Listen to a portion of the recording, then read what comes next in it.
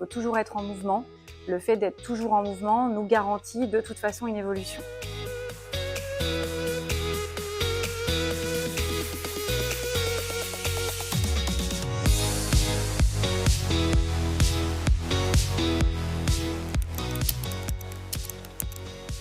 Pour moi, il y a une interdépendance. Je pense que c'est surtout de l'échange et puis du partage.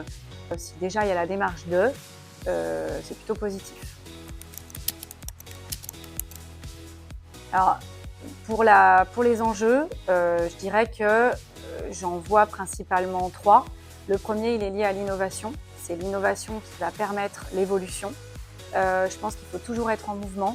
Le fait d'être toujours en mouvement nous garantit de toute façon une évolution. Après, je dirais qu'il y a un pôle formation. Donc, on se doit de mettre en place des outils pour nos clients qui vont pouvoir les aider, de vraies aides à la mise en œuvre. Ça, c'est important et c'est comme ça qu'on contribuera à la formation. Et également de la formation interne au sein de notre société. Et après, il y a tout ce qui est lié à la durabilité, à toutes ces bonnes pratiques, à ces produits éco-responsables qu'on essaye de mettre en avant assez régulièrement grâce à notre responsable RSE notamment qui nous aiguille beaucoup.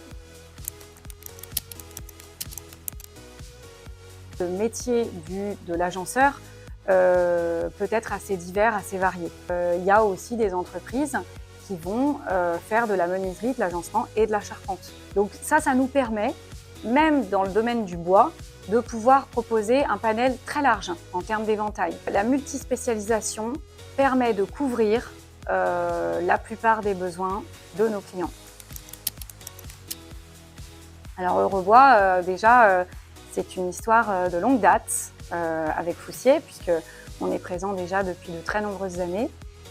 C'est un lieu de rencontre, de partage. C'est un lieu où ça nous permet aussi de pouvoir montrer notre savoir-faire à nos clients. Rendez-vous sur Eurobois, on vous attend nombreux. On a effectivement plein de choses à mettre en avant, à vous montrer et à faire des focus de spécialistes.